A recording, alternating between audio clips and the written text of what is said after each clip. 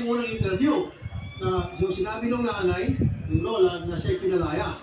Palagay ko may kapabayan dito. So, ang sinasabi din Palagay ko. No, tingnan natin kung may kapabayan, so anong pwede maitaso. Ang sakit ito, palalayasin mo yung nanay mo, na lola, para tumingan yan yung lalaki mo. Lalaki. Malandi. Dapat na lang yung patay, bay. Diba? Okay, Oh, dadulat. wow. ang idea niya siya ni Manzanilla ay pwedeng tulong sa pagkakas ni baby Agay. sa habang at tumigas sa pagkakas. Dry skin naman yata. Agay. Idea niya siya ni Sakit. Manzanilla. Oops. Ayan, tapos na. Tapos na. Oh. Okay. Sakit. Mm.